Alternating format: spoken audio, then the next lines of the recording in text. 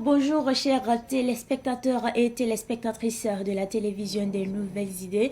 Nous sommes au 7 janvier 2025. Je suis très heureuse en tout cas de vous retrouver ce matin pour ce nouveau numéro de votre émission. Bonjour le Faso.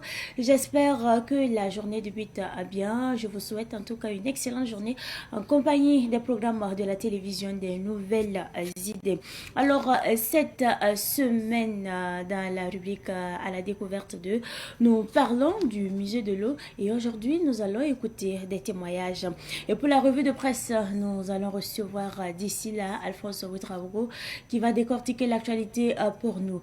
Dans la rubrique invité du jour, nous recevons aujourd'hui Mahamad Issa Wadogo. Il est le président de la coordination des associations de veille citoyenne. Avec lui, nous allons revenir sur le discours du chef de l'État, le capitaine Ibrahim Traoré, tenu le 31 décembre 2024. Nous allons également parler, bien sûr, des activités de la veille citoyenne. Le décor est très bien planté. Installez-vous confortablement. On se retrouve juste après cette transition pour la rubrique à la découverte 2. Dans la rubrique à la découverte 2, je rappelle que cette semaine, nous avons décidé de parler du musée qui valorise ce liquide précieux.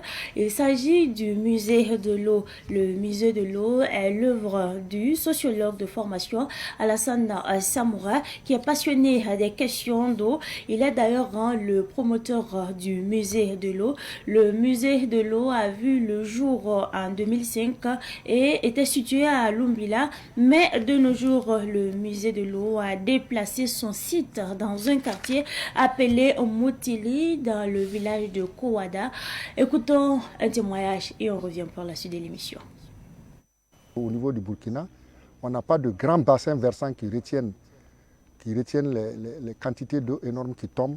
Et ça coule sur d'autres pays et c'est dommage pour notre pays.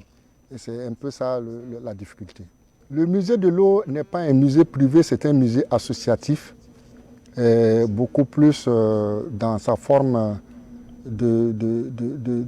d'association, elle travaille à ce que l'eau soit perçue comme une forme communautaire de gestion intégrée au niveau des populations. Donc c'est un musée associatif. Donc d'abord c'est parti d'une idée personnelle, mais nous sommes allés sur la base associative pour nous donner un peu plus de chance d'étendre un peu notre réseautage avec d'autres personnes ou d'autres musées. Et c'est pour ça que le musée existe. Alors le musée, j'allais dire qu'il est plein de difficultés. La première difficulté que nous avons, c'est les questions du financement. Nous n'avons pas de financement, c'est extrêmement difficile pour nous. Avant, on avait même des visites, mais malheureusement, avec les deux situations qu'on a connues, le terrorisme et la Covid, ça a diminué un peu nos visiteurs. Et ça fait qu'on n'a pas un taux de fréquentation très élevé, mais quand même on en reçoit. On en reçoit de temps en temps, surtout les week-ends. Il y a beaucoup de familles qui viennent nous rendre visite au niveau du musée. Donc la première difficulté, c'est la difficulté financière. On n'a pas de mobilisation de ressources financières. La deuxième difficulté qu'on a, c'est notre espace qui est convoité par des personnes qui sont rentrées dedans et qui nous ont découpé 2 hectares sur lesquels nous sommes en train de... Nous querellons actuellement en justice pour cette question. Et ils sont venus nous prendre 2 hectares sans motif, j'allais dire avec des papiers qui ne sciaient pas. Et nous pensons que nous allons combattre cette action-là. C'est d'abord un patrimoine culturel. Et si des gens viennent pour en couper de l'espace avec la bénédiction des services de l'environnement de Samba pour dépecer des espaces ici, et des arbres de plus de 10 ans, de 15 ans pour les revendre à des gens et occuper de l'espace pour morceler et vendre à des immobiliers, moi je pense que c'est des choses qu'il faut qu'on voit de près, quoi.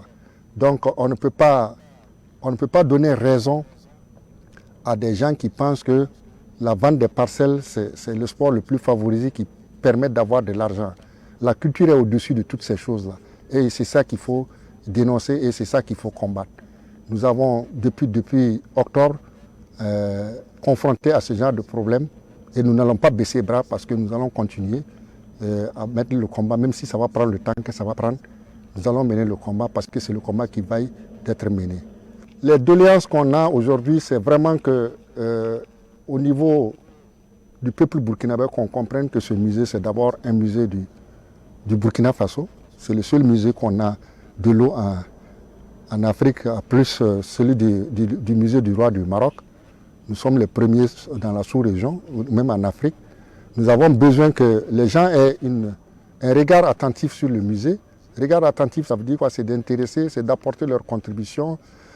Qui pour une citation, qui pour un bidon d'eau, qui pour, je ne sais pas, pour un objet en rapport avec l'eau, c'est toujours une contribution énorme.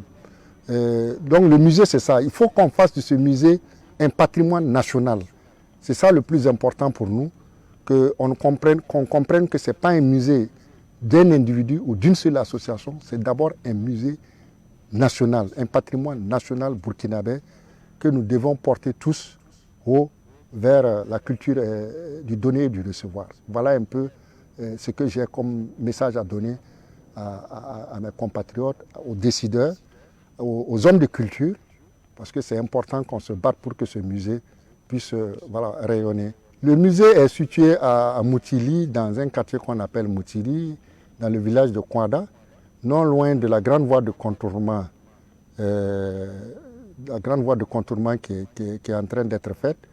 Et les conditions d'accès, nous sommes ouverts tous les jours, mais généralement nous sommes ouverts aussi à la demande. Et les conditions d'accès, c'est que les gens peuvent venir. Nous ne sommes pas sur des questions de tickets d'entrée, ce n'est pas le plus important pour nous. Parce que le plus important, c'est qu'est-ce qu'on va apprendre ensemble et qu'est-ce qu'on peut développer ensemble. Et souvent, ces contacts-là sont plus importants que le prix d'un billet d'entrée au musée. Quand on a un visiteur qui, après, peut nous faire des contacts pour nous permettre de faire des levées de fonds ou bien entériner certains projets, je pense que ça, c'est plus important que les tickets d'entrée, quoi. Et puis, les tickets d'entrée, vous savez que les musées, ce n'est pas ça qui va faire grandir un musée. Hein. C'est un peu une goutte d'eau dans la mer. Donc, musée ouvert à tout le monde, parce que c'est un musée de l'eau, c'est le musée de la vie. Et comme tout le monde boit de l'eau, nous invitons tout le monde à venir visiter le musée et apporter le musée.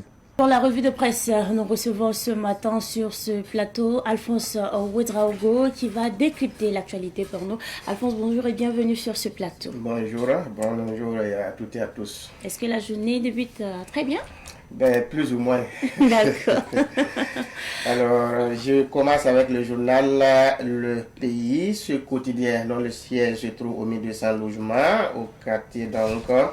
Un quartier de Ouagadougou. À sa une ce matin, on peut lire Jean-Emmanuel Ouedraogo, Premier ministre, qui prévient que je ne vais tolérer aucun écart avec les règles de bonne gestion des deniers publics, c'est-à-dire à la page 2.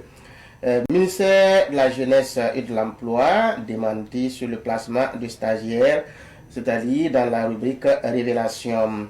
La famille Saga et la terrible sorcière, une histoire énigmatique de Roch Bakiono a dit donc à la page 9 du journal Le Pays.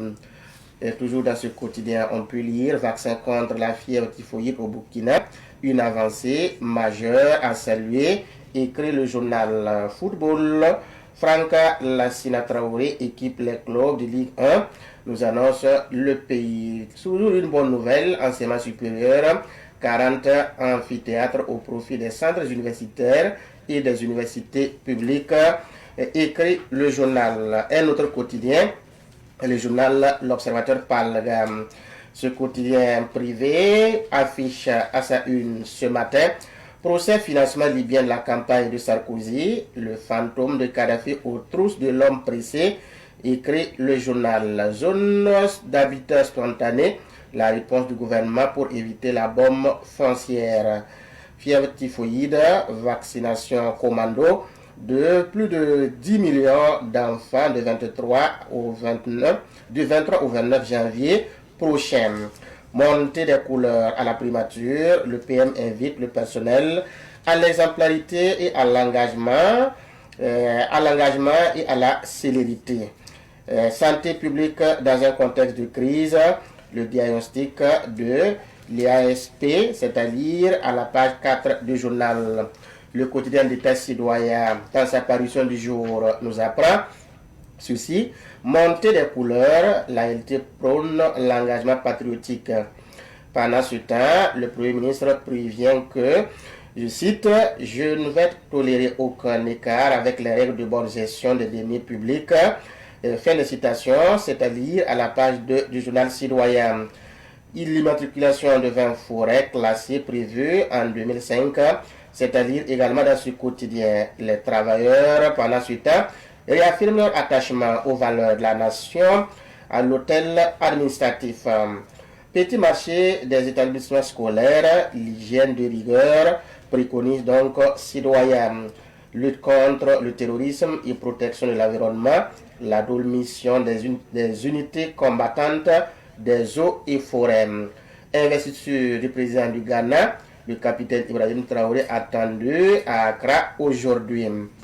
Carnet de santé, l'angine peut entraîner des complications graves. C'est donc à lire à la page 8. Dans la rubrique trait de plume, le journal écrit Guinée, des lendemains incertains. Pour terminer, Citoyen nous apprend qu'au niveau du détachement de Gorgaguié et de Mani, le chef d'état-major adjoint de la gendarmerie a été donc voir les hommes en opération. Merci bien Alphonse Ouedraogo pour ces différentes unes. Nous allons revenir sur quelques sujets d'actualité. Alphonse Ouedraogo, commençons par ce sujet-là. Le chef du gouvernement Rim Talba, Jean-Emmanuel Ouedraogo, prévient ses collaborateurs sur des éventuels manquements dans l'exercice de leur mission. Tout à fait, c'était hier donc à l'occasion de la montée des couleurs au niveau de la primature. Et comme vous le savez, on dit que qui veut aller loin ménage bien sa monture. Je pense que le chef de l'État, pour mieux faire, a donc voulu être clair avec ses collaborateurs parce qu'il est le chef du gouvernement, mais il a des collaborateurs avec qui il va devoir, en tout cas, s'essayer pour amorcer, en tout cas, un bon bilan à l'issue donc de cette mission, ce qui veut dire qu'il a besoin de mieux faire et vite, comme il l'a déclaré au niveau donc des députés. Donc je pense que c'est dans ce sens qu'il a été ferme sur cette question, surtout au niveau de la gestion des dossiers. Il a surtout dit qu'il ne voudrait pas qu'il y ait une centralisation des dossiers, que ça se concentre dans les mains d'une seule personne. Ça ne fait pas avancer les choses. L'autre chose, il a rappelé au niveau de la gestion, soit qu'on doit en tout cas être rigoureux pour qu'ensemble on puisse vraiment amorcer ce qu'on veut comme un bon bilan, en tout cas au grand bonheur du peuple burkinabé. Donc il a rappelé un rapport de la Cour des comptes datant donc de 2023. Dans ce rapport, il a été dit que la plupart des manquements au cours donc, de l'année 2023-2022 ont été donc constatés au niveau du Premier ministère. Donc lui, il ne veut plus entendre parler de ça. Et c'est partant de là qu'il invite tout un chacun à la rigueur, à l'honnêteté, à l'intégrité, parce que tout ce que vous allez poser comme acte, vous devez vous mettre à l'esprit que si demain vous devriez expliquer cet acte posé au peuple, est-ce que vous allez en être fier? Donc ça c'est une interrogation qui doit vraiment intéresser plus d'un, et je pense que c'est un discours ferme, c'est un discours d'engagement, c'est un message, je crois bien, les uns et les autres ont compris. Alphonse Ouedraogo, l'ancien président Nicolas Sarkozy encore devant le tribunal, pourquoi? Oui, parce que c'est une affaire en lien donc avec le financement de sa campagne en 2007. Nicolas Sarkozy, l'ancien président français, il faut le rappeler, il vient d'être même condamné dans une autre affaire, à 1 an de prison ferme. Et il doit porter un bracelet électronique pour montrer que c'est en tout cas quelqu'un qui est condamné. Et cette affaire vient juste quelques semaines après le premier cas que je viens de citer.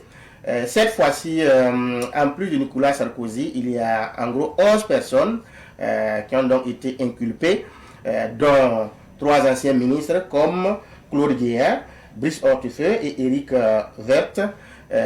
Toutes ces personnalités citées sont en tout cas sur le banc des accusés comme Nicolas Sarkozy, l'ancien président français. Il faut rappeler que cette affaire remonte donc à 2000, en tout cas avant les élections de 2007 où il a gagné. Parce que Nicolas Sarkozy, alors ministre de l'Intérieur, l'équivalent du ministre de la Sécurité au Burkina, dans le gouvernement de Dominique de Villepin, a eu en tout cas des relations avec l'ancien président libyen, Muammar Kadhafi, le regretté. Et de ces relations, il a en tout cas proposé de demander un soutien au guide libyen. Chose qu'avec le temps, ce pacte signé entre eux a donc été fait. Nicolas Sarkozy a bénéficié, ou du moins aurait bénéficié du financement de Muammar Kadhafi. Et c'est ce qui l'a aidé vraiment à donc gérer, diriger la France pendant donc son mandat. Un mandat au cours duquel il a invité l'ancien président libyen qui a donc effectué une visite, en tout cas de façon grandiose, avec tous les honneurs, ce qui n'était pas évident depuis une certaine date. Pour beaucoup d'observateurs, cela ressemble donc à une reconnaissance en fait donc à Muammar Kadhafi en son temps, parce que dès lors qu'on dit qu'il l'a soutenu, ben, cette visite avec tous ces honneurs-là vise à dire qu'il en est reconnaissant. Mais le hic est qu'avec le temps, Nicolas Sarkozy s'est mis du côté de l'OTAN et a eu une posture comme un ennemi de Muammar Kadhafi, et c'est comme ça que Muammar Kadhafi a été bombardé au moment donc du printemps arabe, ce qui en son temps, avant la chute de Kadhafi, il menaçait de dire certaines choses si Nicolas Sarkozy continuait dans cette posture, et cela allait avoir un coup sur sa carrière politique. Effectivement, ça a été le cas parce que après la chute de Kadhafi, il y a des médias qui ont mené des enquêtes et qui ont révélé cette affaire de financement occulte de la campagne de Nicolas Sarkozy. Et c'est ce qui l'amène donc devant la barre aujourd'hui avec 11 autres accusés. Alphonse Ouédraogo, mais quel était exactement l'intérêt de ce financement? Alors, il faut dire que Muammar Kadhafi n'avait pas bonne presse au niveau international parce que, se réclamant donc guide de la révolution libyenne, avec le temps, il a eu donc à s'imposer au niveau africain. Il participait activement aux questions de développement de l'Afrique. Il voulait vraiment cette souveraineté pleine et entière pour le peuple africain. L'Occident, ou disons les impérialistes, ne voyaient pas ça d'un bon œil. Donc du coup, on chargeait toujours ou tout le temps Muammar Kadhafi d'être un dictateur, de tuer des gens, en tout cas de gérer avec une main de fer. Il y a eu beaucoup de chantage et beaucoup de mensonges qui sont donc dits autour de cette personne-là, histoire de dire qu'il n'est pas ce dirigeant que le peuple libyen mérite, que l'Afrique mérite. Donc, en un mot comme en mille, il n'avait pas bonne presse au niveau international. Les accusations venaient de partout. Donc, après ce financement, je crois bien que lui aussi, il voulait vraiment soigner son image, et surtout avec cette visite de façon grandiose, avec tous les honneurs qu'il a eu. Il entendait vraiment commencer à visiter le monde, commencer à avoir bonne presse au niveau international, surtout du côté de l'Occident et même dans d'autres contrées. Donc l'intérêt pour lui ici était véritablement de redorer son blason à travers l'acte qu'il a posé. Malheureusement, c'est sans compter avec les intrigues de celui qui l'a aidé. Et c'est la conséquence, il a payé le prix après, parce que la personne qui l'a aidé, cette personne s'est ralliée donc du côté de l'OTAN et Kadhafi a été bombardé. Exactement. Il se dit que c'était coutumier de voir des dirigeants africains financer la campagne d'hommes politiques français.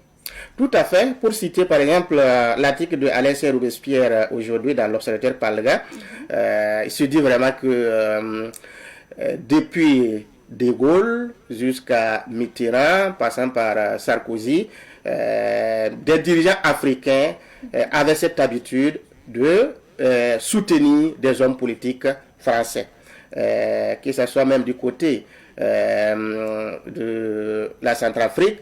Des médias en tout cas évoquent cette question avec des présidents qui ont visité ce pays une certaine époque où il y a eu ces questions de financement qui ont donc été citées. Ce qu'il faut dire, c'est que récemment il y a cette révélation faite aussi qui citait Laurent Gbagbo d'avoir financé la campagne ou donné de l'argent à Jacques Chirac. Il y a bien d'autres chefs d'État. Donc c'était devenu coutumier de voir ces questions-là. On se rappelle des Guimbé qui avaient donc été cités par Laurent Bigot en son temps pour le cas du Burkina Faso, citant donc le pouvoir de Blaise Compaoré. Donc partout ces questions-là subsistent au point qu'on se demande comment des pays qu'on considère comme des pays pauvres, et ce sont les dirigeants de ces pays-là qui en tout cas pensent qu'ils ont les moyens et ils peuvent soutenir des hommes politiques français. Ça, c'est quand même gauche. Et je pense qu'avec ce qui est en train de se passer, ça va donner une leçon à ces dirigeants. Et avec la nouvelle dynamique en cours, je ne crois pas que cela sera encore évident parce qu'on a aussi les yeux ouverts. Exactement. Emmanuel Macron s'est aussi défoulé hier à propos de la politique étrangère de la France. Tout à fait, et surtout pour le cas de l'Afrique. J'ai suivi un peu. C'était donc une rencontre annuelle du chef d'État français, Emmanuel Macron, avec les diplomates, entendons par là les ambassadeurs et bien d'autres personnes qui représentent la France au niveau des institutions internationales. Et à cette occasion, il a donné les nouvelles orientations. La France aujourd'hui, dont les intérêts sont menacés, pas seulement du côté de l'Afrique, dans d'autres pays, il a cité des pays avec lesquels il était en bon terme. Aujourd'hui, la Russie fait donc des intrusions dans leurs intérêts, dans ces pays-là, et leurs intérêts sont menacés. Pour le cas de l'Afrique, Emmanuel Macron a d'abord fait un bilan et donné son appréciation pour dire que c'est étonnant que les Africains, les dirigeants africains ou les pays africains ne soient pas donc reconnaissants envers la France, parce que la France a toujours été aux côtés donc de ces pays-là. Donc c'est surtout ces pays que la France considère comme ses anciennes colonies. Emmanuel Macron trouve qu'il y a une ingratitude envers donc la France, surtout avec ce qui se passe. Partout, on parle, on demande le départ de l'armée française, on cite la France comme ce pays-là qui appauvrit les pays africains. Donc, revenant sur ces questions-là, il a dit que cette question de souveraineté que ces pays entendent exprimer aujourd'hui, elle n'allait pas être un point si effectivement la France n'avait pas été aux côtés donc de ces pays-là. Donc, histoire de dire qu'il y a une ingratitude manifeste à l'égard donc de la France. Quoi qu'il en soit, il dit qu'il prend acte, mais ce qu'il faut dire, c'est que manifestement les intérêts de la France sont menacés aujourd'hui. Si on cite autant l'Afrique, si on parle régulièrement de l'Afrique, surtout ce pays-là que la France considère comme ses colonies ou ses anciennes colonies, ça montre à quel point le départ de l'armée française dans beaucoup d'autres pays, en tout cas avec ce qui se passe là, leurs intérêts sont menacés au point que la France sera difficile pour ce pays-là de tenir avec le temps et pouvoir bouger, se développer davantage sans vraiment une bonne collaboration avec ces pays africains, autrefois ces colonies, mais aujourd'hui qui veulent vraiment prendre leur indépendance, affirmer leur souveraineté pleine et entière. Donc, c'est une question qui doit être bien étudiée. Je vois que des gens ont commencé à répondre à Emmanuel Macron, comme l'ancien et le premier ministre actuel du Sénégal, Ousmane Sonko, Voilà, faisant allusion au départ de l'armée française qui a donc été exprimé par les autorités sénégalaises.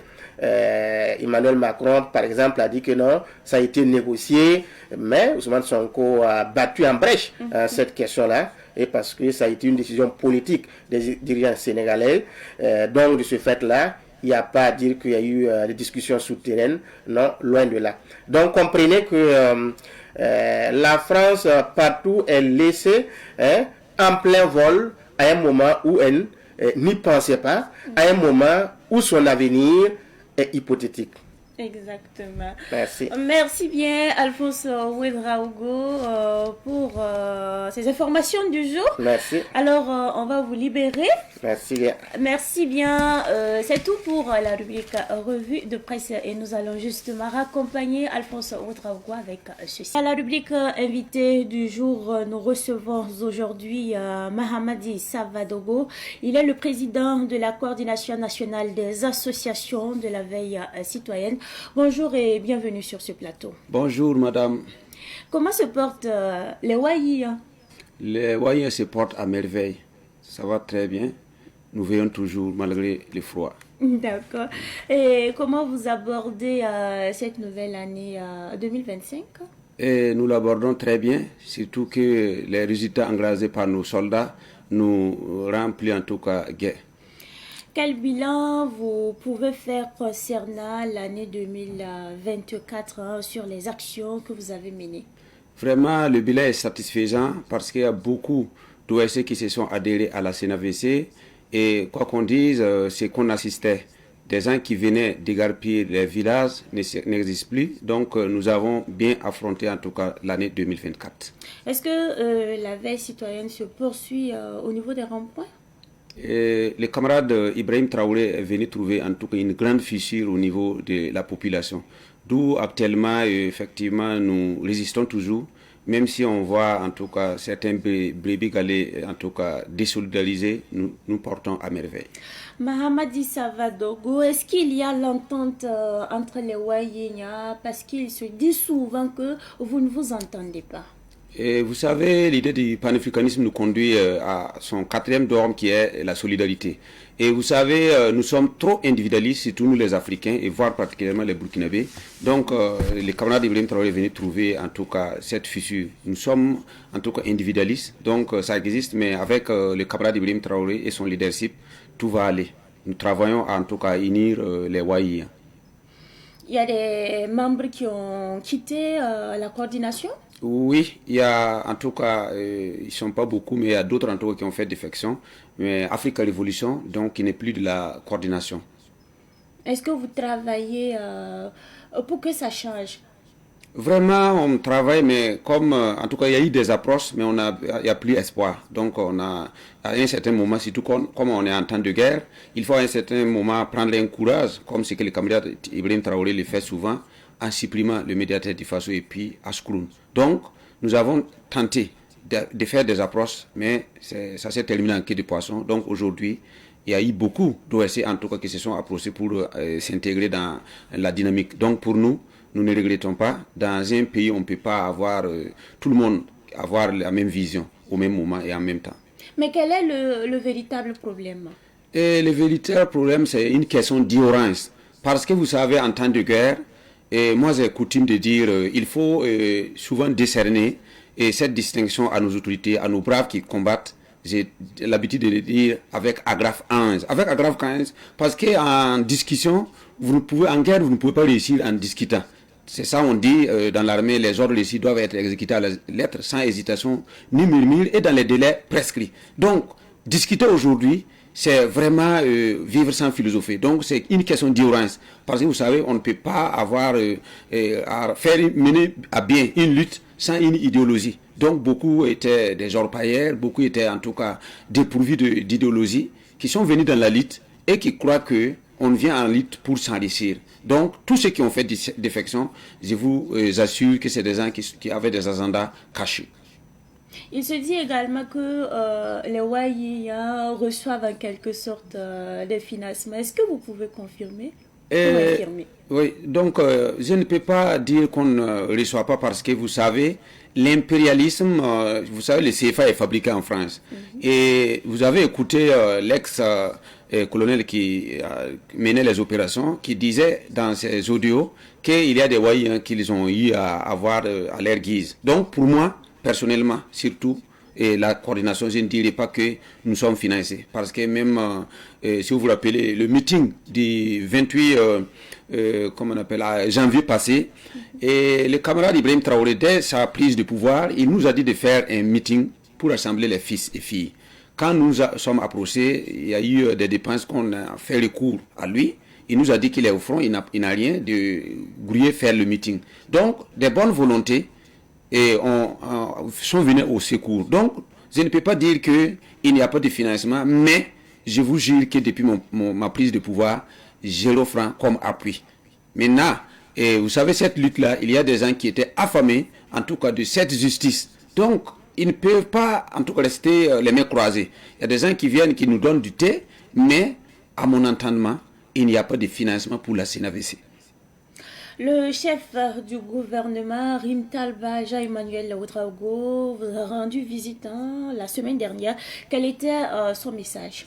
Et vraiment, son message était très pertinent, c'était frappant, parce qu'il nous a dit en un mot que nos ennemis, nous les tenons dans les rétroviseurs.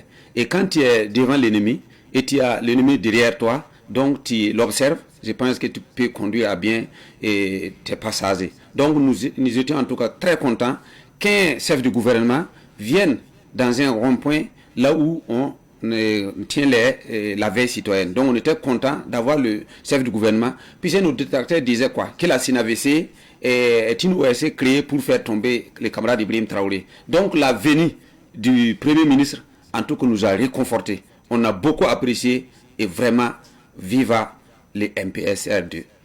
Lors de sa visite, le Premier ministre vous a invité à redoubler de vigilance pour contrer les velléités de déstabilisation. Oui, donc vous savez, les Waïens, vous comme moi, vous voyez dans les ronds-points, on est des milliers. Donc pour prouver qu'effectivement il n'y a pas de financement, imaginez l'effort de paix. Est-ce qu'on pourrait avoir, par exemple, des financements pour donner à ces Waïens? Je vous dis qu'ils sont sans rémunération.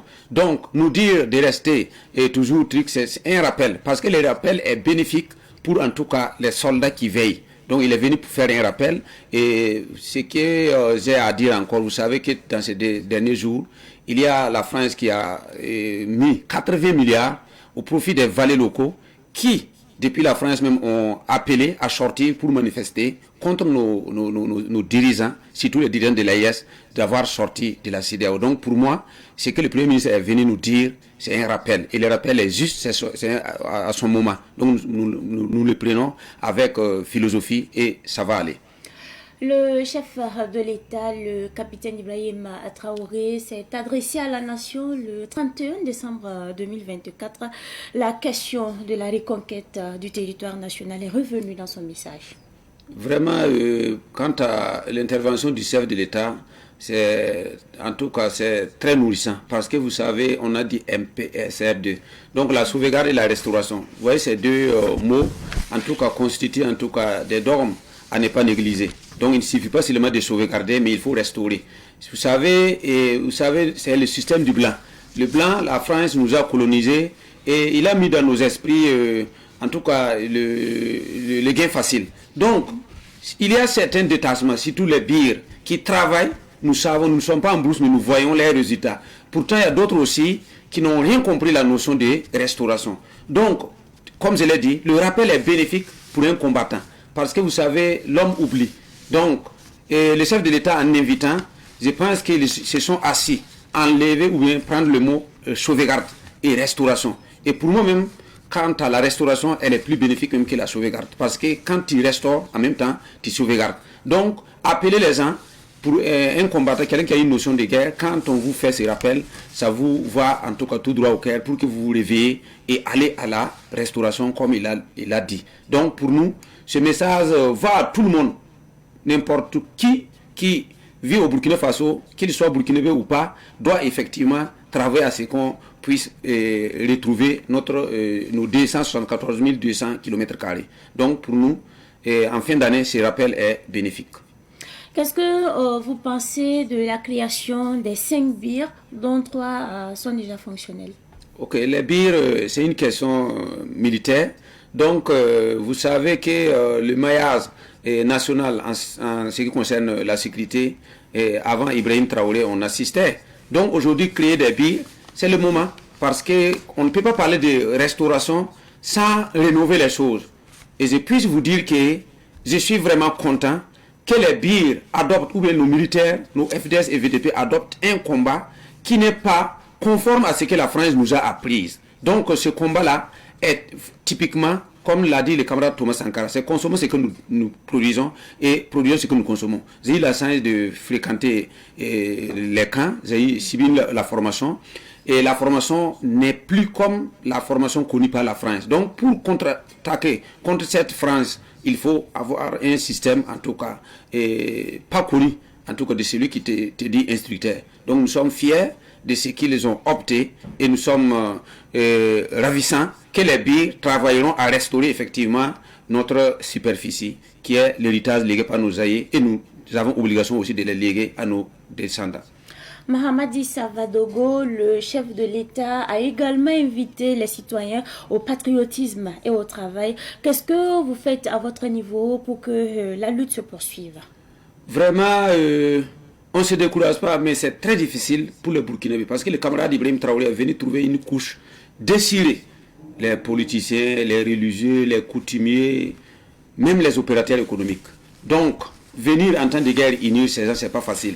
Mais avec son courage et son abnégation, je dis que nous sommes sur le terrain, nous travaillons, nous peinons effectivement, mais il y a espoir. Quand vous avez un leader qui travaille à unir les fils et filles, vous savez que et vous n'avez que vous donner tout à 100% pour réussir. Parce qu'un peuple, on ne peut pas construire une grande nation sans l'union, sans le patriotisme. Vous êtes sans ignorer qu'il y a plus de 118 coups d'État manqués. C'est même qu'on a confié le poste de renseignement. Vous êtes au courant que l'ex-deux adjoints de l'ANR, l'ex-ANR, et puis les DAF ont trahi leur nation au profit de l'impérialisme et au profit de la France et ses mérites d'alliés. Donc, parler du patriotisme, c'est une question de naissance. Parce que quand tu nais valet local, tu mourras valet local. Donc, je dis que on ne devient pas révolutionnaire, mais on est révolutionnaire. Donc, travailler à l'union, c'est vraiment notre arme de combat et nous travaillons toujours et à espoir. Parce que beaucoup ont compris. Il y a des gens, dès les premières heures, ils ont pris l'âge du chef de l'État, croire que c'est un jeune, mais le chef d'État est entouré, en tout cas, des hommes capables de construire une grande nation, une nation émergente. Le président du Faso a aussi abordé la question de l'AES. Il a affirmé que l'AES est ouvert aux autres pays africains. Oui, vous savez, je remercie d'abord les initiateurs de la CEDEAO, qui veut dire Communauté économique des États de l'Afrique de l'Ouest. Rien de tel. Dans le fond, ils l'ont bien créé, et dans la forme, ils l'ont bien créé. Malheureusement, aujourd'hui, la CEDEAO est devenue en tout cas une sous-préfecture française. Tout ce que nous connaissons comme panafricanisme, c'est travailler à avoir la souveraineté politique, économique, sociale et culturelle. Aujourd'hui, bafoué par la France. Donc aujourd'hui, parler de l'AES, vraiment c'est parler de la vie. Parce que vous savez, sans l'avènement de l'AES, vous êtes sans ignorer que les rues du Burkina Faso, vous allez assister, ni l'avènement de l'AES et au mariage des homosexuels. Vous allez l'assister comme ce qu'on voit un peu partout. Mais avec l'AES, nous allons mourir sans avoir en tout cas ce mariage des gens de même sexe. Donc, le chef de l'État a appelé les gens à venir à l'AES, c'est les appeler d'abord, les chefs coutumiers, à revenir à l'ère, à la vie de leurs ancêtres. Les chefs religieux, c'est de revenir à la religion. Les politiciens, je ne parle pas quand on dit la politique, ce n'est pas la politique imposée par la France. La vraie politique, c'est quoi? C'est travailler au bien-être de la population. Donc, on s'appelle aussi les politiciens, comme les opérateurs économiques, toutes les couches en tout cas, s'adhérer parce que l'AIS, c'est la vie. Donc, sans l'AIS, nous n'avons pas d'espoir. Donc, avec l'AIS, nous allons revivre. Ça sent bien que l'Afrique est le berceau de l'humanité. Et comme disent les Français, la vieille marmite fait toujours de bonnes sauces. Donc, l'ancêtre des continents, c'est l'Afrique. Et l'Afrique doit retrouver sa souveraineté, son vivre ensemble. Et pour terminer, on dit que tout change, tout évolue. Même si nos dignités ont été bafouées par la merde de France et ses alliés, grâce à l'ES, on va retrouver notre culture tant perdue par, en tout cas, tant bafouée par la France, par l'histoire de la colonisation, la néocolonisation, l'impérialisme et le terrorisme dont nous vivons. Donc, viva l'AES. Donc, l'AES, pour nous, c'est une religion. Tout simplement, c'est la vie. Si tu es, en tout cas, actuellement à la CEDEAO et tu t'en vas à l'AES, c'est que tu ne vis pas. Donc, pour vivre, il faut venir à l'AES. Et je vole pour dire que le chef de l'État à l'heure actuelle est au Ghana pour assister à l'investiture du président, de son homologue. C'est pour vous dire que quand vous avez des hommes braves, même si vous êtes des peureux, il faut s'armer de courage, car Samori Touré l'a dit, l'homme qui est capable de montrer le chemin à l'ennemi n'a qu'à lui mettre son couteau aux femmes. Vous m'excusez, c'est pas pour minimiser les femmes, qui l'indiqueront la voie du succès. Donc pour nous, Ibrahim Traoré, ou l'AES est venu nous montrer le chemin de la victoire. Le capitaine Ibrahim Traoré entend mettre fin à la corruption. Vous avez suivi le procès de détournement de fonds au sein du ministère en charge de l'action humanitaire. Qu'est-ce qu'il faut faire exactement pour mettre fin à la corruption et au détournement de deniers publics?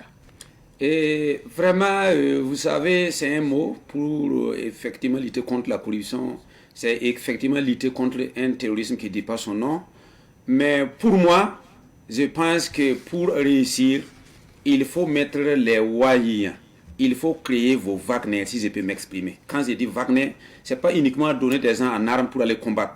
Mais il faut embrouiller le système. Parce que le système, quand Ibrahim Traoré, le camarade Ibrahim Traoré est venu, ce n'est plus les patrons qui font ces détournements, mais c'est les détenteurs, en tout cas des comptes, ceux qui manipulent les comptes, qui font ces détournements. Et pour pallier à ça, je pense qu'il faut dès la base des quartiers, de nos concessions, qu'on puisse avoir des gens de renseignement. Et je pense que la nouvelle institutionnalisation de l'ANR est la bienvenue. Même si on ne sait pas ce qu'ils vont faire, j'ai foi que c'est pour lutter effectivement. Parce que vous savez, sans renseignement, on ne peut rien faire. Mais je dis que les Wahiniens qui sont sans salaire, qui sont sans rémunération, qui dorment à pleine lune dans le froid, dans les moustiques, je pense qu'ils peuvent embrouiller le système. On n'a qu'à les mettre comme des personnes, en tout cas de renseignement, dans divers domaines pour lutter contre la corruption. Parce que la corruption, ça y est dans nos champs, ça y est dans notre sang. On vit avec ça. Donc, pour lutter contre, il faut que les gens descendent depuis les quartiers en renseignement pour pallier à ça. Sinon que lutter contre la corruption, vraiment, c'est un fléau très difficile à éradiquer. Mais je pense qu'avec les camarades d'Ibrahim Traoré, les PLE pourront en tout cas s'auto-saisir pour ne plus se lancer à ce truc. Tout ça, c'est dit au développement. Et nous demandons encore à ce qu'on digitalise les trucs, comment on appelle, les comptes. Au lieu que c'est les humains, vous imaginez par exemple en Russie, vous voyez, tout c'est informatisé. Donc, pour l'homme, il ne fait que mettre ce qui doit être mis. Il ne peut rien faire. Donc, tant qu'on ne digitalise pas, entre nous, là, on ne peut pas lutter contre la corruption. Donc, la corruption au Burkina Faso, il faut, dans les ministères, mettre des cellules qui sont à la sonde de 2 personnes, soit à la présidence ou soit au renseignement. Sinon, encore, si on les remet à la sonde, soit aux forces conventionnelles, on ne pourra pas lutter contre le terrorisme et contre la corruption. Je vais donner un exemple. Et vous voyez par exemple les Kourléogos. Vous êtes sans ignorer que si on attrape un voleur, on lui demande, iras-tu au commissariat, à la gendarmerie ou à la justice ou au Kourléogos? Je pense qu'il ne va jamais dire qu'il ira chez les Kourléogos. Parce que c'est notre consommation, c'est notre produit. Donc pour lutter contre la corruption, mettez dans des ministères des petites cellules qui vont remonter les renseignements. Là, je pense qu'on pourrait. Sinon que la corruption change de forme. La corruption change de forme. Même l'avènement du MPCRD, la corruption n'a fait que changer de forme. Mais pour lutter, il faut mettre des hommes comment on appelle, au renseignement pour, en tout cas, intimider les fautifs. Est-ce qu'il y a des défis que la veille citoyenne veut relever cette année? Vraiment, les défis sont nombreux, mais comme nous sommes dans un contexte d'insécurité, Et nous avons sollicité nos autorités que l'année 2025 soit une année en tout cas de combat. Mais malheureusement, nous constatons philosophiquement que ça ne pourra pas parce que la France ne va jamais lasser cette guerre, comme l'a dit le camarade Thomas Sankara. C'est un mauvais élève. On le chasse, il revient toujours, sans pourtant demander pourquoi on le chasse, pourquoi on le met à la porte. Et je leur donne raison, parce que vous savez, l'été comme l'hiver en France, il faut travailler au chauffage, il faut travailler. Vous voyez, ces œufs, et c'est pas comme chez nous. La nature même est un poison pour eux. Donc il faut de l'uranium, il faut de l'or, il faut en tout cas du pétrole pour qu'ils puissent survivre. Donc ils ne vont jamais lâcher. Donc pour nous, et la France c'est comme un père de famille qui doit nourrir ses enfants. Donc tu ne vas pas dire qu'il fait froid pour ne pas sortir chercher à manger. Donc l'Afrique est le grenier de la France qui vient chaque fois pour nous piller. Donc ce défi, nous lançons effectivement, sachant bien que cette guerre-là va s'intensifier, comme l'a dit le camarade Ibrahim Traoré, ça ne fait que commencer. Donc notre premier défi, et nous restons focus sur ça, c'est rester aux aguets, parce que l'impérialisme est en nous. Ils ont l'argent, le CFA est toujours fabriqué en France, ils ont l'argent, et tous ceux qui sont friands de CFA vont toujours travailler. Mais nous, avec la dignité, nous allons les vaincre. Donc il n'y a pas d'autre défi que le défi sécuritaire. Donc sans la sécurité, rien ne peut avancer. Donc pour nous, nous lançons en tout cas cette année 2025 de rester aux aguets, de consulter les renseignements. Donc vraiment, nous sommes aux aguets. Et même niveau zone, cette année, nous avons décidé de descendre niveau zone parce que c'est dans les secteurs, mais on va scinder les secteurs en jaune pour que les renseignements soient efficaces à tout moment et à tout lieu. Est-ce que vous avez des activités au programme? Et vous savez, depuis l'avènement du MPSR2, c'est la première fête que nous tenons le 28 janvier 2024 à 8h à la place de la Révolution. Il s'agit de quelle fête? Et c'est une fête hybride. D'abord, une fête pour fêter l'an 1 de l'AES et l'an 1 de la sortie de la CEDEAO. Donc nous invitons toutes les couches sociales, à savoir, primo, les chefs coutumiers et religieux, les commerçants, les marchés, les enseignants, les élèves et étudiants, les OSC, les politiciens, les opérateurs, tous les Burkinabés et leurs sympathisants à sortir, car notre nombre faisant notre force, sortons pour magnifier en tout cas l'AIS. Et nous invitons également ceux qui sont restés à la CEDEAO de venir, car l'AIS sera un paradis sur terre. Donc, ce 28 janvier 2025, c'est l'ère où le temps voulu par Yenenga pour les femmes, toutes femmes qui veulent en tout cas avoir la veste de Yenenga, donc à venir, pour tous les hommes qui sont descendants de Nabakutu. Nabakutu, comme son nom l'indique, c'est le fer. Donc, venez à la place de la nation, la place de la révolution, qui était même un lieu de marché pour les Burkinabés. Que les colons est venu le jour du marché égorger le chef du marché. Donc, qui a, et en tout cas, je rappelle que le 28, c'est pour dire que le jour qu'ils ont égorgé le chef du marché là, nous sommes venus pour faire la justice. C'est le 28 que nous appelons tous les Burkinabés à sortir des 13 régions pour venir converger à la place de la nation. Beaucoup vont veiller même le 27 pour attendre le 28. Donc nous vous invitons tous, hommes et femmes de médias, surtout Savane FM, que je profite dire que c'est en tout cas le média qui est proche du peuple et le peuple est proche de ce canal. Et nous demandons à l'autorité de les aider parce que nous savons qui est Savane FM, Savane Média, parce que c'est grâce à Savane Média que la lutte prospère, parce que nous savons de quoi nous parlons.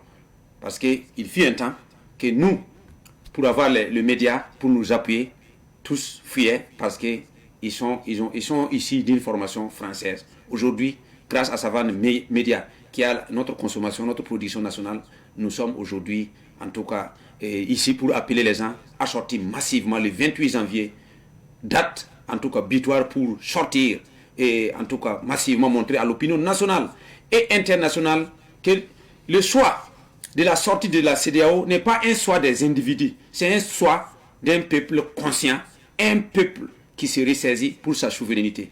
Et nous n'allons pas marchander sur notre souveraineté, parce que l'Afrique a un passé très amer de la colonisation, la néocolonisation, l'impérialisme et le terrorisme dont nous vivons. L'Afrique a été pillée de ses richesses. Le cacao qui est cultivé en Côte d'Ivoire ne profite qu'aux Français. L'uranium du Niger profitait aux Français. Aujourd'hui, l'or du Mali et du Burkina qui profitaient aux Français sont devenus une production et une richesse, comment on appelle, pour nos nations. Donc pour nous, sortir le 28, c'est montrer une fois qu'on est vivant. Vieille, jeune homme, sortons le 28. Je vous remercie. Merci bien. Un mot sur la coopération entre le Burkina Faso et la Russie. Et c'est nous à Morée, on dit qu'il faut si tu gagnes à manger les termites ailés, il ne faut pas oublier la pluie matinale. Donc, aujourd'hui, je profite encore de venir. C'est grâce à Savane FM, le jour qu'on a mis fait, je le dis, c'est Savane qui a osé accepter qu'on dise dans les médias que l'ambassade de la France, on l'a mis feu. Ici, je me rappelle, ils ont osé. Aujourd'hui, c'est une réalité. Donc, la Russie pour nous, ces jours on tenait les drapeaux russes, il y avait le Mali, en ce moment le Niger était Bazoum qui était toujours le président, et on tenait le drapeau russe, malien, burkinabé. Et on demandait aux autres pays, surtout j'ai cité le Niger, j'ai cité la Côte d'Ivoire, le Sénégal. Malheureusement, ces deux pays sont toujours réticents. Et à espoir, il y a le Ghana qui, dans les coulisses, va venir s'ajouter. Donc, voilà. Donc aujourd'hui, parler de la Russie, c'est comme si tu me parles de ma belle famille. C'est comme si tu me parles de chez mes oncles. Parce que la Russie est une grande puissance qui n'a jamais colonisé un continent. Donc, pourtant, c'est la première puissance mondiale. Par la guerre en Ukraine, vous avez compris que la Russie reste la première puissance. Donc, aujourd'hui, collaborer avec la Russie, c'est collaborer avec une grande puissance pour sortir de la dépendance. Donc, actuellement, nous sommes indépendants. Vive la Russie. Donc, vous savez, la Russie étant, en tout cas, un pays très différent de la France. Moi, je suis le président de Amitié Burkina-Russie. Donc, j'ai compris que si j'avais connu la Russie, je n'allais pas dire Amitié Burkina-Russie, j'allais dire collaboration. Parce que, madame, si vous arrivez en Russie, vous allez renoncer d'être enseigné par la France. Parce que là-bas, l'amitié n'est pas comme ce qu'on vit. Et je n'ai pas de mots pour vous expliquer ce que veut dire amitié en Russie. Parce que amitié en Russie, c'est des échanges équitables. Il n'y a plus, comme ce qu'on vivait à l'école, tu cherches des correspondants et tu attends que ton avenir se base sur cette personne. Non, on doit travailler à part égale. Donc, c'est échange égal, partenariat gagnant-gagnant. Mamadi Savadogo, un message à l'endroit de ces forces de défense et de sécurité et ces volontaires pour la défense de la patrie engagés sur le théâtre des opérations nationales. Madame, vraiment, je suis content quand on parle de FDS et VDP. J'ai eu 12 ans de service militaire. Je puisse vous dire que quand le camarade Ibrahim Traoré a dit que chaque militaire son arme, j'ai dit, mais écoutez-moi, mais c'est un fou quoi. Je vous dis, un militaire et une arme, aujourd'hui, les camarades d'Ibrahim Traoré a fait de l'extraordinaire. C'est comme s'il disait aujourd'hui, tout Burkinabé, un domicile. Tu vas dire que vraiment, c'est de la folie quoi. Aujourd'hui, grâce au leadership du camarade Ibrahim Traoré, les FDS et VDP, je puisse vous dire que l'armement qui était accordé à une caserne équivaut aujourd'hui à l'armée accordée à un seul VDP. Donc, nos VDP, nos FDS, je profite de vous dire que c'est nos Wagner. Et moi, je me nomme Wagner. Et la première fois que j'ai eu à croiser l'autorité, je me suis nommé et je me suis présenté Wagner. Ils ont dit qu'ils ne travailleront pas avec Wagner. Mais ma récente visite en Russie m'a montré qu'effectivement, c'est des visionnaires. Parce que j'ai vu un soldat russe qui a déposé son arme pour aller filmer. J'ai compris que Wagner, chacun a son Wagner. Donc, nos FDS et nos VDP, quand vous me parlez des FDS, VDP, burkinabé, j'ai dit que c'est des anges, en tout cas de l'Afrique. Parce que c'est eux qui ont pu mener ce combat jusqu'à présent. Je vous dis, sans viol, qui mènent ce combat, sans des tueries barbares. Donc, nos FDS et nos VDP, comme on ne tient pas, en tout cas, la balance, je vous dis que c'est des géros nationaux. C'est des gens qu'il ne faut pas, en tout cas, oublier à tout passage, à tout lieu. Parce que c'est des braves hommes qui ont su taire leurs différences. Ils ont vécu dans un camp, ils ont vécu dans des camps pendant, en tout cas les des autres ex-présidents, le gendarme, le militaire et le policier. Vous avez vu la crise policier-militaire en 2006, grâce à la malgouvernance, il y a eu des crises. Mais aujourd'hui, gendarmes, policiers, militaires, VDP, il n'y a pas de différence. Seulement que les galons qui les diffèrent. Aujourd'hui, grâce à Ibrahim Traoré, il a pu unir l'armée, grosso modo. Donc, le travail reste aux religieux et aux coutumiers. Donc, bravo à nos soldats FDS et VDP. Merci. Merci bien pour cette mention spéciale à l'endroit des forces combattantes. Mahamat Issa Vadogo, nous sommes à la fin de l'entretien. Votre mot de fin? Mon mot de fin, moi j'ai pris l'autorité à avoir un regard sur Savane FM. Parce que Savane Média sont les médias qui sont proches du peuple et que le peuple est proche de ces médias. Donc pour moi, Savane FM, en tout cas, doit être rehaussé parce que c'est les mêmes locaux que nous avons courtoyés au temps de Damiba. Donc pour moi, il faut dire merci à tous ceux qui nous écoutent et viva en avant Savane FM, viva la révolution, la patrie ou la mort, nous vaincrons. Merci bien. Savane Média, c'est la télévision du peuple, c'est la radio du peuple.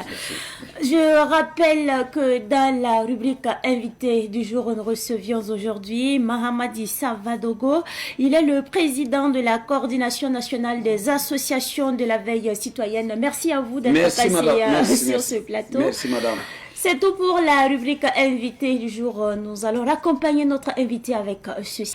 Nous sommes de retour sur ce plateau et nous allons revenir sur la rubrique à la découverte de. Je rappelle que cette semaine, nous parlons du musée de l'eau qui est l'œuvre du sociologue de formation Alassane Samoura, un passionné des questions d'eau. Il est d'ailleurs le promoteur du musée de l'eau. Écoutons un témoignage et on revient pour la suite de l'émission. Au niveau du Burkina, on n'a pas de grands bassins versants qui retiennent les quantités d'eau énormes qui tombent. Et ça coule sur d'autres pays et c'est dommage pour notre pays. Et c'est un peu ça la difficulté. Le musée de l'eau n'est pas un musée privé, c'est un musée associatif, beaucoup plus dans sa forme d'association. Elle travaille à ce que l'eau soit perçue comme une forme communautaire de gestion intégrée au niveau des populations. Donc c'est un musée associatif. Donc d'abord c'est parti d'une idée personnelle, mais nous sommes allés sur la base associative pour nous donner un peu plus de chance d'étendre un peu notre réseautage avec d'autres personnes ou d'autres musées. Et c'est pour ça que le musée existe.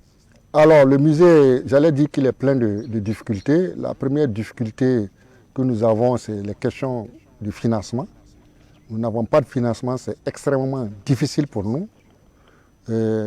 Avant, on avait même des visites, mais malheureusement, avec les deux situations qu'on a connues, le terrorisme et la Covid, ça a diminué un peu nos visiteurs. Et ça fait qu'on n'a pas un taux de fréquentation très élevé, mais quand même on en reçoit. On en reçoit de temps en temps, surtout les week-ends. Il y a beaucoup de familles qui viennent nous rendre visite au niveau du musée. Donc la première difficulté, c'est la difficulté financière. On n'a pas de mobilisation de ressources financières. La deuxième difficulté qu'on a, c'est notre espace qui est convoité par des personnes qui sont rentrées dedans et qui nous ont découpé 2 hectares sur lesquels nous sommes en train de... Nous querellons actuellement en justice pour cette question. Ils sont venus nous prendre 2 hectares sans motif, j'allais dire avec des papiers qui ne s'y est pas. Et nous pensons que nous allons combattre cette action-là. C'est d'abord un patrimoine culturel. Et si des gens viennent pour en couper de l'espace avec la bénédiction des services de l'environnement de Samba pour dépecer des espaces ici, et des arbres de plus de 10 ans, de 15 ans pour les revendre à des gens et occuper l'espace pour morceler et vendre à des immobiliers, moi je pense que c'est des choses qu'il faut qu'on voit de près, quoi. Donc on ne peut pas donner raison à des gens qui pensent que la vente des parcelles, c'est le sport le plus favorisé qui permet d'avoir de l'argent. La culture est au-dessus de toutes ces choses-là. Et c'est ça qu'il faut dénoncer et c'est ça qu'il faut combattre. Nous avons, depuis octobre, confronté à ce genre de problème et nous n'allons pas baisser les bras parce que nous allons continuer à mettre le combat, même si ça va prendre le temps que ça va prendre. Nous allons mener le combat parce que c'est le combat qui va d'être mené. Les doléances qu'on a aujourd'hui, c'est vraiment que au niveau du peuple burkinabé, qu'on comprenne que ce musée, c'est d'abord un musée du Burkina Faso. C'est le seul musée qu'on a de l'eau en Afrique, plus celui du musée du roi du Maroc. Nous sommes les premiers dans la sous-région, même en Afrique. Nous avons besoin que les gens aient un regard attentif sur le musée. Regard attentif, ça veut dire quoi? C'est d'intéresser, c'est d'apporter leur contribution. Qui pour une citation, qui pour un bidon d'eau, qui pour, je ne sais pas, pour un objet en rapport avec l'eau, c'est toujours une contribution énorme. Donc le musée, c'est ça. Il faut qu'on fasse de ce musée un patrimoine national.